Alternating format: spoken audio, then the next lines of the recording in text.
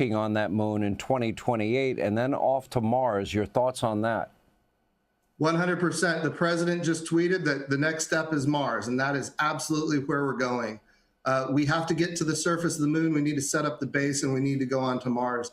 That is what American greatness is all about. I also want to be clear. Today, NASA's budget is 0.3% of the federal budget. Now, President Trump, to his credit, when he gave us Space Policy Directive 1, he also increased our budget. He said, look, there was grass growing out of the runways at Kennedy Space Center. We need to get it fixed. We need to go to the moon, and we need to go onto Mars.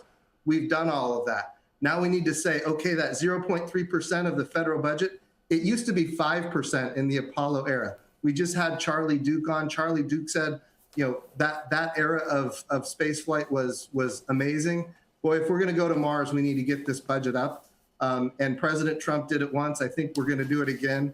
If we can't get behind this mission at this point, thanks to his leadership, boy, nothing's going to do it. This is a great day for America, and it's a demonstration of American greatness. But Jim, I want you to look. I just saw. It looks like the first crew member has now exited the capsule.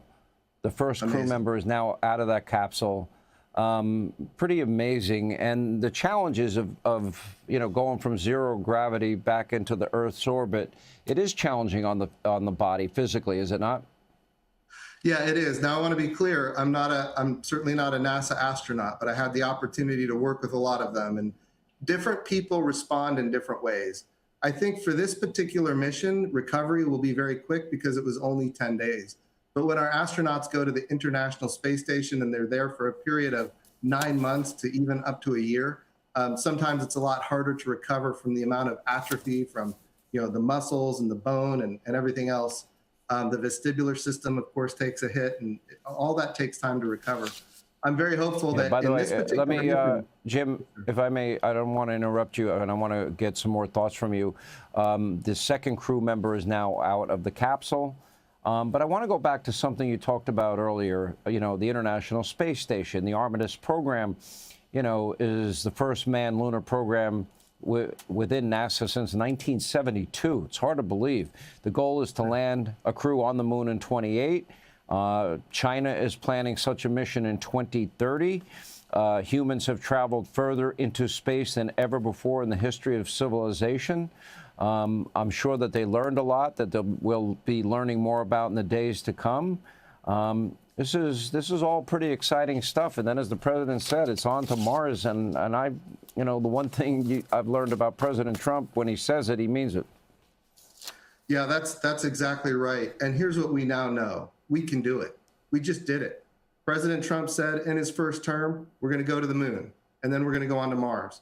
We now know we can beat China to the moon. We just did it. Now what we need is a landing system. We need to be able to land on the surface of the moon, and we need to be able to fly longer distances to Mars. All of that is definitely in the cards. And I will tell you, it's important, and I can't stress this enough. I'm a budget hawk. I served in Congress. I voted against all kinds of budget bills. But in this particular case, for the greatness of America, we need to take NASA's budget and we need to increase it. Now is the time to do it. The third crew member is out. Jim Bridenstine, we really appreciate you being with us tonight and your insight and expertise, and also inspiration that this is important. And it's not as expensive as maybe some people say, but the benefits that we've gotten from past missions are numerous and probably worthy of an entire show one night. Anyway, we appreciate you, Jim, being with us. We're going to go back to NASA spokesperson Bethany Stevens. We now have, from what I can see, 3 of the 4 crew members are out of the capsule, Bethany. What can you tell us? So those first three crew members are Christina, mission specialist, Victor, the pilot, and Jeremy, our Canadian mission specialist. Left in the capsule should be the commander, Reed Weissman. This means that we're making progress. Everything is going according to plan. This mission has been flawless thus far. I know that Administrator Bridenstine just mentioned that it's taken us a little while to get them out of the water. We're hoping to extract Reed soon and send them well on their way to that recovery ship and hopefully get them home to their families here soon. Bethany, I can tell you right now, all 4 crew members have left the capsule. They are now in that raft adjacent to the capsule. All 4 crew members have been extracted, it looks like safely, obviously surrounded by medical staff, medical crew. They got a medical check. Apparently, thumbs up on all 4 in terms of their medical condition. Fantastic. That's exactly what we train for. That's what we hope for when we send our astronauts up on these missions. We hope for this safe splashdown and landing, and we will now get them over to those medical officers to do those checks.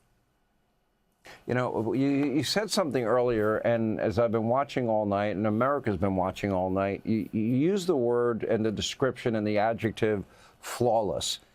This was flawless. The timing was flawless. The reentry, flawless. The splashdown, flawless.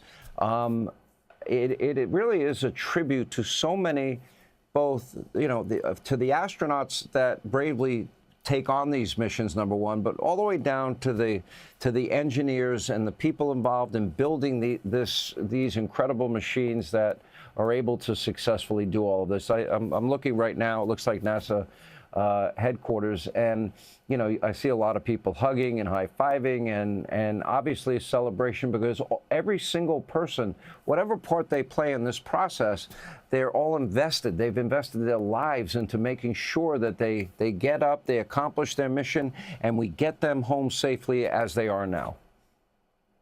Yeah, and that's mission control that you're seeing. Those are the people who have been controlling this mission day and night, 24 hours, dedicating their lives to making sure that these astronauts return home safely and that we execute this mission well. It took us years to get to this point, and there's a reason for that. We wanted to execute with perfection. Now we have an agenda set forth for us. We've heard the president talk about it. We've heard the administrator of NASA talk about it. We're going to be doing these missions on a yearly cadence. We're not going to have the luxury of having 3 years to get these out. We're in the middle of a second space race with China. They're a great geopolitical adversary, and we're going to continue executing these with excellence on a tighter timeline. I'm very competitive. I want to beat China at everything. I want to beat Russia at everything. I want to beat all of our geopolitical foes at everything. And I say it proudly. If you're just joining us, all 4 Artemis II crew members are now out of the capsule. Why don't we talk a little bit, Bethany, about what's going to happen next? There is a procedure to hoist the astronauts up to Navy helicopters, and that process will begin very shortly, correct? Yes, they're going to hoist those astronauts up off of those inflatable rafts up to the helicopter, take them over to the Navy's USS Mertha, where they will be greeted by the crew members aboard, including Administrator Isaacman. They're going to be checked out by medical officers and continue that process. And then that will lead us into tomorrow, where we're going to return them home to Houston, Texas, where their families are, where mission control is, where they've trained for this mission. Bring them back home safely and reunite them with their families, where they can tell us everything about what they have learned on this historic mission.